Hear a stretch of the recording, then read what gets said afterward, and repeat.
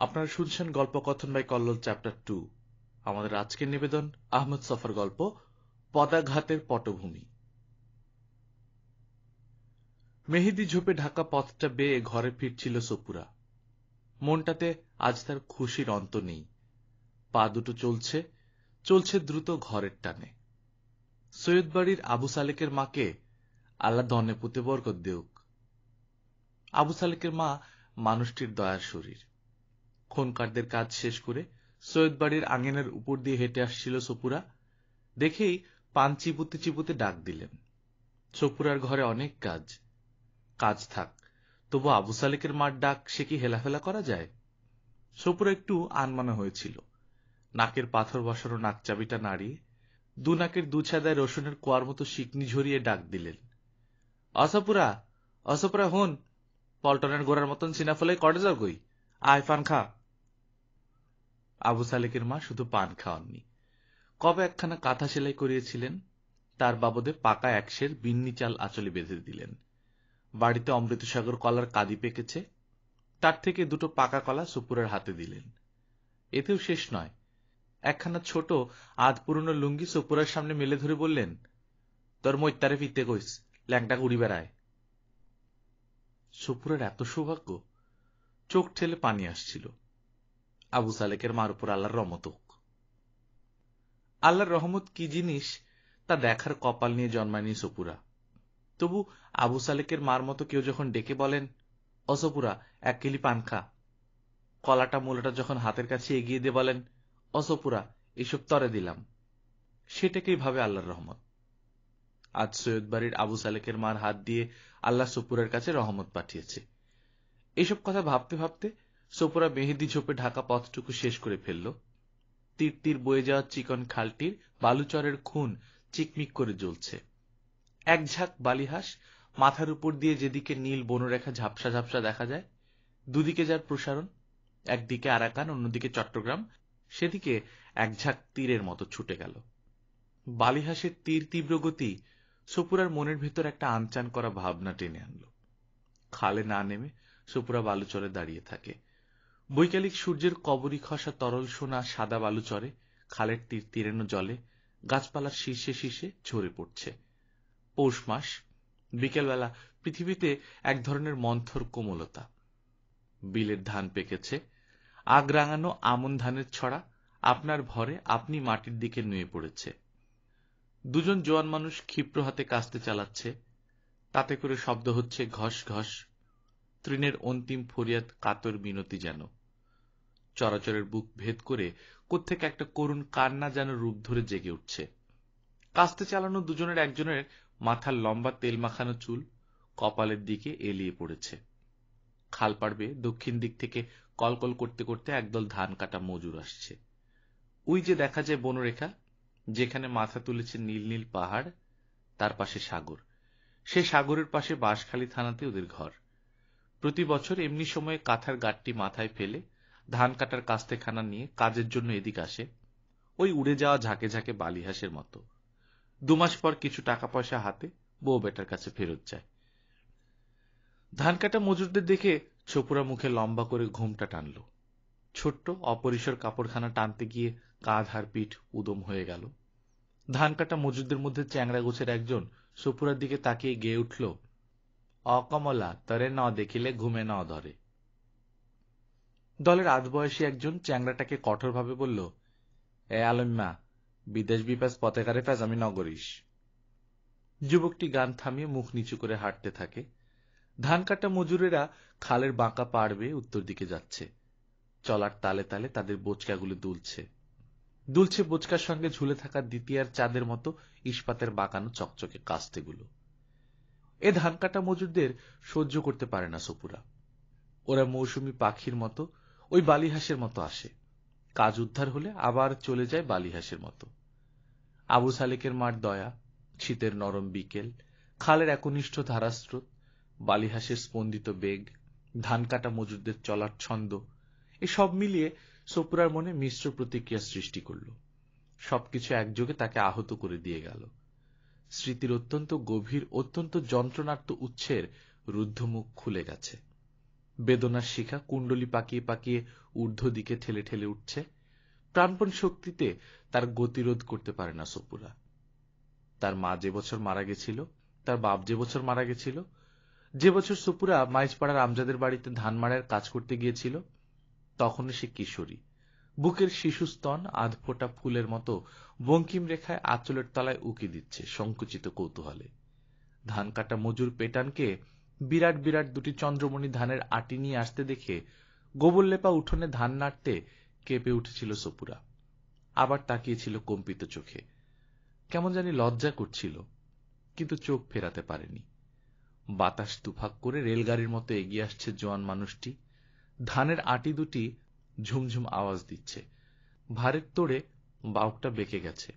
শ্যামলা শরীরে জাগা অসংখ্য মেঘকালো লোমের গোড়া বেয়ে দরদর বেগে ঘাম নামছে স্রোতের মতো।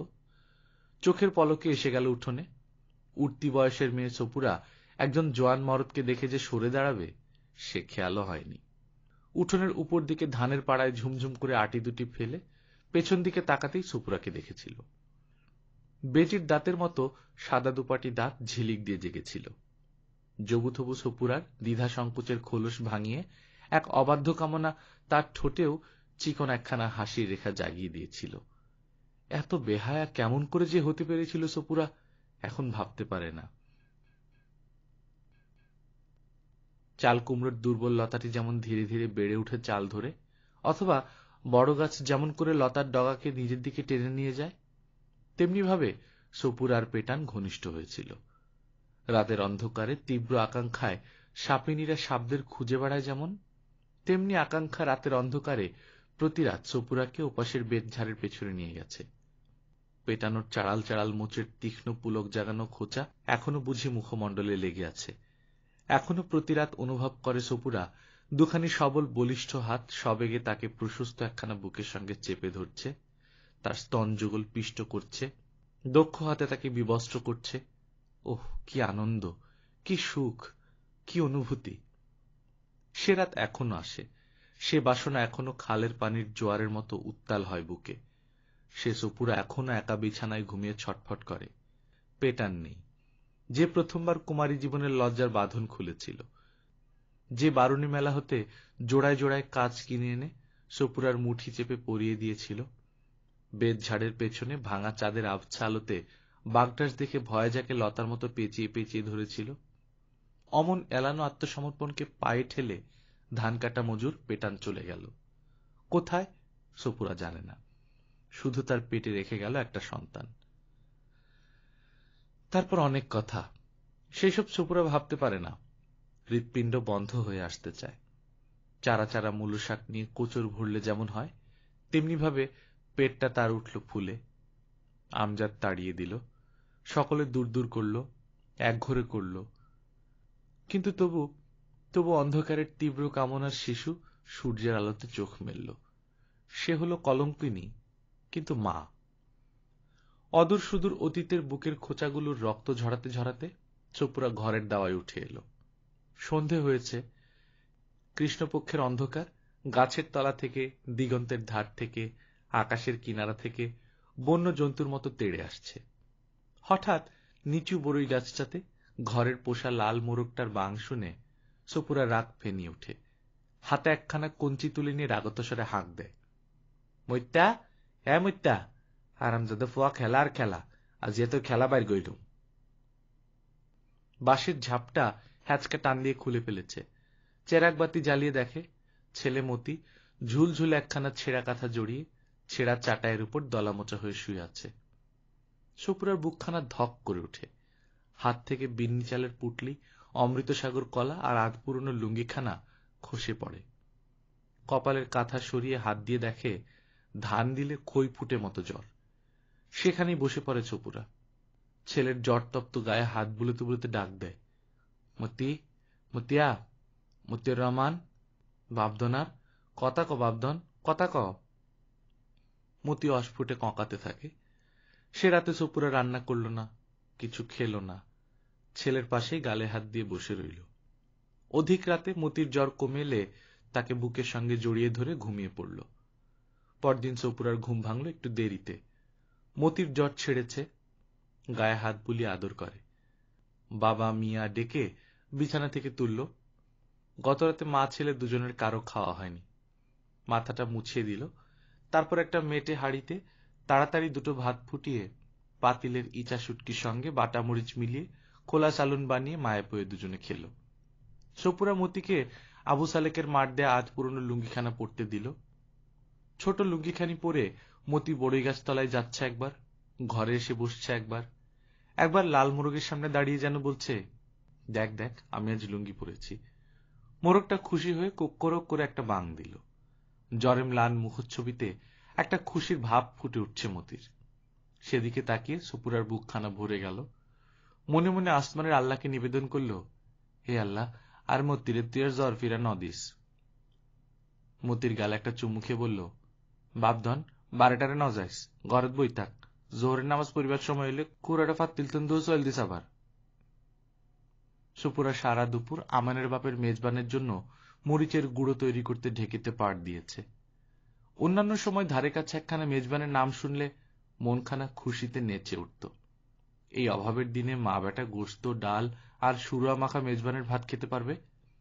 পয়সা দিয়ে গোস্ত কিনে নিজে খাবে, ছেলেকে খাওয়াবে, তেমন সঙ্গতি সপুরার কই। দুটো গোস্ত ভাতের আশায় সেদে সেদে ডালের গুঁড়ো মরিচের গুঁড়ো করে দিয়ে আসত। কলে ছাটা চাল থেকে তুষকুড়ো আলাদা করে দিত। আজ সপুরার মনখানা ভালো নয়। পরশুদিন আমেনার বাপের মরার 4 দিন। সেদিন সন্ধ্যাবেলা খানা মেজবানি। ভোর ভোর গন্ধ ছড়ানো মশলা গোলমরিচে পাক করা গোস্তের ভাতের কথা একবারে তার মনে হল না। গুঁড়ো করা মরিচের ঘ্রাণ এসে চোখ দুটোতে জ্বালা করছে। তেমনি মরিচ লাগা জ্বালার মতো বুকের তলায় কলজেখানা জ্বলছে। কি জানি মতিটার যদি আবার জ্বর আসে।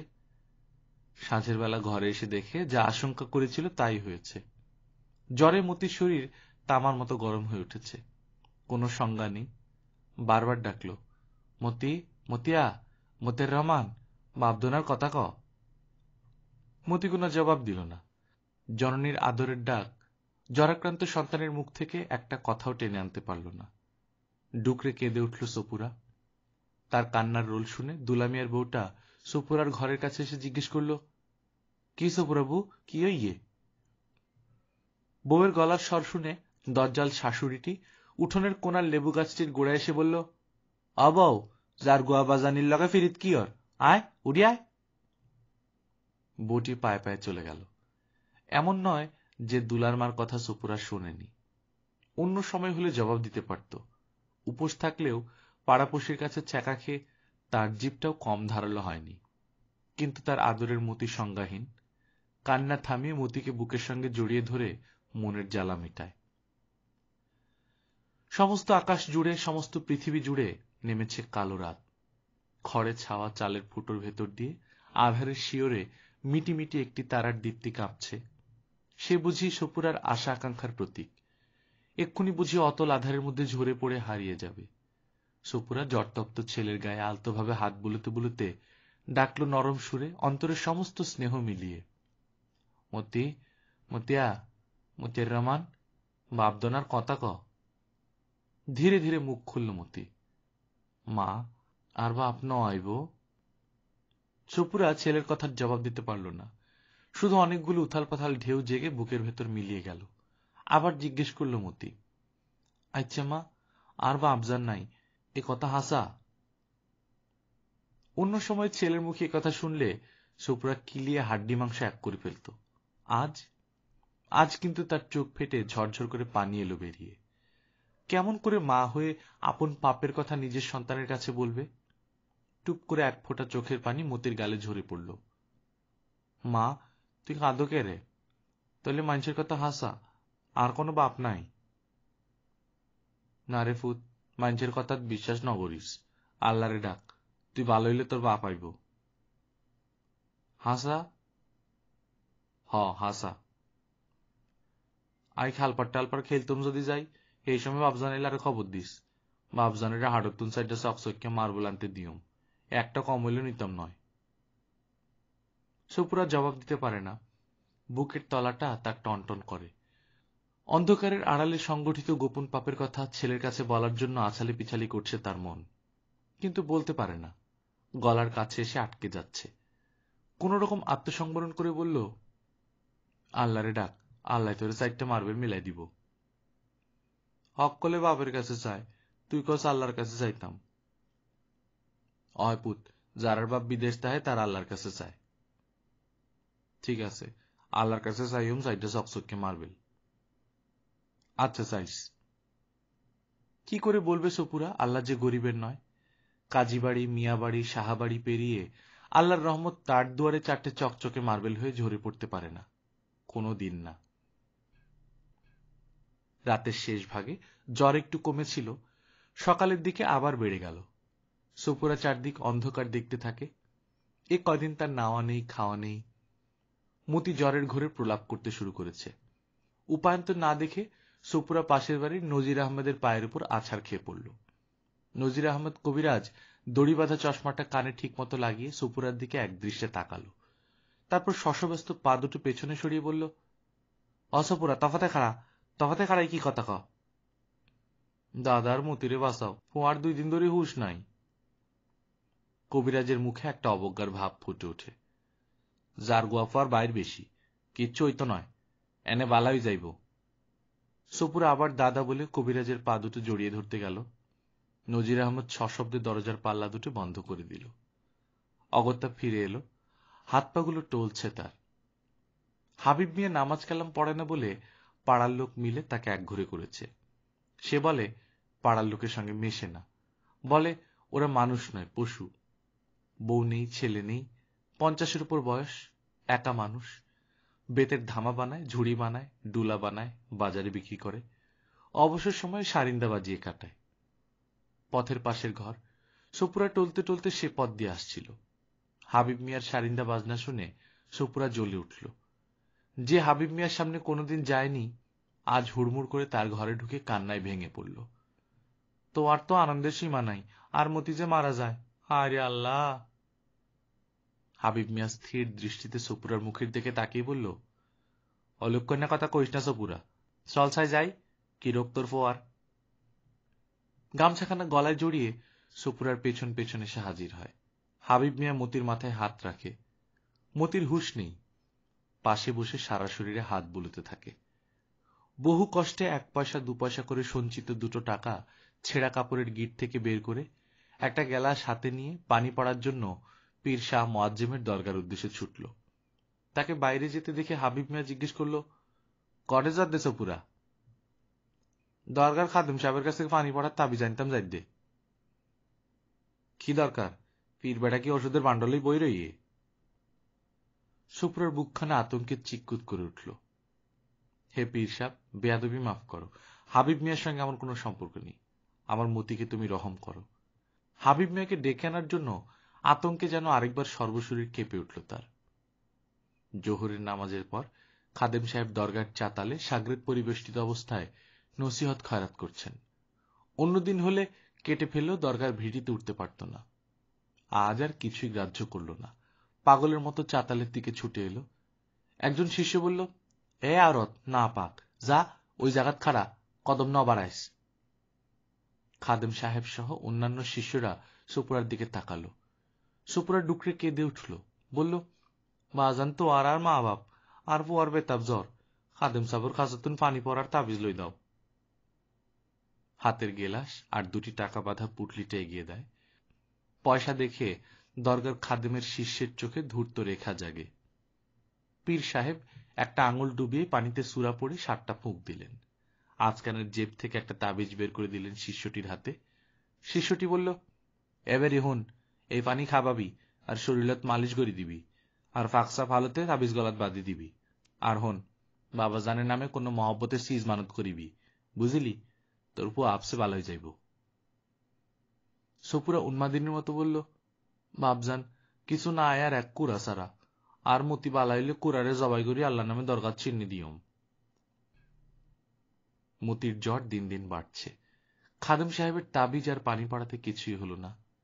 প্রলাপ বকুনি এখন অনেক বেড়েছে। চোখের মনি দুটো পচা ডিমের মতো ঘোলাটে হয়ে উঠেছে। 2 হাতে চাটাই পাটি আঁচড়াতে শুরু করেছে। হাবিব মিয়া কোত্থেকে কিছু টাকা ধার করে রমণী ডাক্তারকে আনলো। ডাক্তার স্টেথিস্কোপ দিয়ে বুক পিঠ পরীক্ষা করে প্রথমে হোমিওপ্যাথি বটিকা, পরে কবিরাজি পাচন খেতে দিল। আরো 2-1 দিন ঘোরাঘুরি করে যা খেতে চায় খেতে দিতে বলে চলে গেল। প্রলাপ বকার ফাঁকে ফাঁকে মতি কয়েকবার মুরগির কলিজা খাবার আবদার ধরেছে। প্রত্যেকবারই সপুরা ভালো হলে খাসির কলিজা খাওয়াবে বলে ভরসা দিয়েছে। হাবিব যখন দেখল মতির শেষ অবস্থা, মোরগটা জবাই করে কলিজাটা খাওয়াবার পরামর্শ দিল। পীর ফকিরে বিশ্বাসীন এই মানুষটির ধৃষ্টতা আর সহ্য করতে পারল না, ঘরের বের করে দিল। হাবিব মিয়া বুঝতে পারছে সপুরার এখন কোনো কিছুর বোধ নেই, তাই কিছুক্ষণ পর আবার রোগীর শয্যার কাছে এসে বসল। খেজুর গাছের রসের মতো ফোটায় ফোটায় নেমে আসছে পানি সপুরার চোখ বেয়ে। মতির গলায় ঘর ঘর শব্দ এসেছে, হাতে পায়ে খিল ধরেছে বারে বারে, মুখ দিয়ে ফেনা নির্গত হচ্ছে। সপুরা আরশের আল্লাহর উদ্দেশ্যে করজোরে অন্তিম মিনতি, জননীর বুক ফাটা আকুতি নিবেদন করছে। এ আল্লাহ, 3 ভুবনের মালিক আল্লাহ, মুখ তুলিসা, পীর বাবার রহমগর, তোর দরগাত আল্লাহ আলকুরা জবাই করি চিন্নি দিয়ম। নিকষ কালো রাত আদিম ভয়াবহতা নিয়ে নেমে এসেছে পৃথিবীতে। সমস্ত হিংস্রতা নিয়ে কৃষ্ণপক্ষের পৌষের শীত জর্জর রাতের ছবি প্রকটিত হয়েছে। আকাশে একটিও তারা নেই, রাতের নদী পলকে পলকে গড়িয়ে যাচ্ছে। সনে ছাওয়া ছোট্ট ঘরের ভেতর জমে মানুষে চলছে টানাটানি। অত বড়, অত ভয়ঙ্কর মৃত্যুর সঙ্গে সংগ্রাম করার শক্তি বা ছোট্ট মতির কতখানি। সারা শরীর শীতল হয়ে আসছে। ঘরের ভেতরের কেরোসিনের চেরাগ বাতি হিমেল হাওয়ার তোড়ে কেঁপে কেঁপে উঠছে। তেমনি কাঁপছে মতির জীবন শিখা, এই বুঝি নিভে গেল।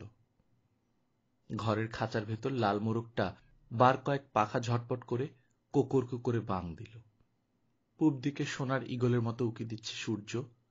হঠাৎ মতি তার সমস্ত শক্তি জড়ো করে সুপুরাকে বলল জড়ানো স্বরে, মা, তুই আরে কুরার কুইলজন ন খাবালি। তারপর কয়েকবার পা দুটো নাড়া দিয়ে মতি চুপ করে গেল। ছোপরা কই মাছের কাটা মাথার মতো মতির বিছানায় লুটিয়ে পড়ে মাথা কুটতে লাগল। হাবিব ফকিরের চেষ্টায় মতির গোড় দেয়া হল। ওরা সপুরার সমস্ত স্নেহ, সমস্ত আশা, সমস্ত ভালোবাসা সাদা কাপড়ে মুড়ে কঠিন মাটির তলায় চাপা দিল। দিন দিনের মতো কেটে যায়। 2 দিন ধরে সপুরা একটু পানিও দেয়নি মুখে। একরকম হতচেতন অবস্থাতেই কেটে গেছে 2 দিন। 3য় দিন পুত্রে বলে গলা ছেড়ে কেঁদে উঠল। পৌষ মাসের 21 তারিখ, বাবা পীর শাহ মুয়াজ্জেম সাহেবের ওরস। এই সময় জান্নাতবাসী পীরের উদ্দেশ্যে সওয়াব বকশিশ করার জন্য চারদিক থেকে পিঁপড়ের মতো দল বেঁধে আসে শিষ্যের দল। নামাজ কালাম পাঠ করা হয়, দোয়া দরুদ অঝরে ঝরে জনতার কণ্ঠ চিরে। গরু জবাই করা হয়, খাসি জবাই করা হয়, খানা মেজবানি হয়। এই পবিত্র সময়ে মেয়ে মানুষের কান্নার মতো বৃষ্টি শব্দ শুনতে পেয়ে স্বর্গত পীরের শিষ্যের দল এলো তেড়ে। সুপুরা ভাষাহীন দুটো চোখ মেলে হামলাবাজ লোকগুলোর দিকে তাকিয়ে রইল। তার বুকের কান্না বুকের মধ্যে জমে জমে কঠিন হতে থাকল। সন্ধ্যাবেলা গরু খাসি জবাই হয়েছে বিস্তর, বড় বড় ডেকচিতে চড়ানো হয়েছে রান্না। বহু লোক খাটছে, হাঁকাহাঁকি ডাকাডাকির অন্ত নেই। গুনগুন কোরআন পাঠের মধুর আওয়াজ ভেসে আসছে। 7 গ্রামের মানুষ ভেঙে পড়েছে। সুপুরার মানবতলা লাল মোড়কটা হঠাৎ কোত্থেকে এসে পীর সাহেবের ফাতেহার জন্য স্তূপীকৃত ভাতের ধামায় ঠোকর দিয়ে কোকর্ক করে বাং দিল। পীর সাহেবের একজন ভক্ত শিষ্য মোরগটির এই বেয়াদবি সহ্য করতে না পেরে একখানা ইট ছুঁড়ে মারল লক্ষ্য করে। ইটখানা সোজাসুজি মোরগের গায়ে এসে লাগল। মোরগটা কোক করে একটা আর্তনাদ করল। আর 2 জন উৎসাহী ভক্ত জখমি মোরগটাকেও পীরের ফাতেহার কাজে লাগাবার জন্য অনেক দূর পর্যন্ত তাড়িয়ে নিয়ে গেল। ভীত সন্ত্রস্ত আহত মোরগটা কক কক শব্দ করে উঠোনে সপুরার সামনে এসে ঘুরে পড়ে গেল। 2-1 বার পা দুটো টানা দিয়ে মরে গেল। চিত্র বিচিত্র পাখাগুলো চকচক করছে, শালুর মতো লাল আলোর জটা জলজল করছে। কে একজন বলল, বাবার দরগার এক শিষ্য মোরগটাকে ইট ছুঁড়ে মেরেছে। দরগার নামে সপুরা আগুনের মতো জ্বলে উঠল। মরা মোরগটাকে 2 হাতে নিয়ে উন্মাদিনীর মতো উঠে এলো ভিটিতে। হাজার হাজার মানুষ গমগম করছে। কেউ কিছু বলার আগেই মরা মোরগটাকে নিয়ে লাল শালুতে ঢাকা মাজারের ভেতর উঠে এলো। চারদিকে আগরবাতি জ্বলছে, ভক্তের দল দোয়া দরুদ পড়ছে। কেউ টেরও পেল না। সপুরা 2 হাতে মরা মোরগটা তুলে মাজারে আঘাত করে বলল, অপীর, তুই আইজও বাসি আসোস, তোর খাদেমে আর 2 টিয়া নিল, তুই আর পুত্রে নিলি, এখন কোরার গোস্ত খা, খা পীর, মরা কোরার গোস্ত খা। বলে কবরের উপর সমস্ত শক্তি জড়ো করে লাথি মারতে থাকে, যে পর্যন্ত না সে জ্ঞান হারালো। পায়ের মুড়ি দিয়ে লাথি মেরে সমস্ত শোক ঝেড়ে ফেলার দুর্বিনীত চেষ্টায় পাগল হয়ে গেল বুঝি।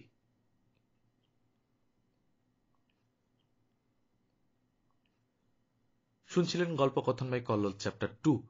আজকে আপনাদের জন্য ছিল আহমদ ছফার গল্প পদাঘাতের পটভূমি। আমরা নিয়মিত গল্প দিয়ে যাচ্ছি, আপনারা যারা প্রথমবার শুনছেন সাবস্ক্রাইব করে নেবেন। গল্প ভালো লাগলে বন্ধুদের সাথে শেয়ার করবেন। নিজে ভালো থাকবেন, আশেপাশে মানুষদেরকে ভালো রাখবেন। টাটা।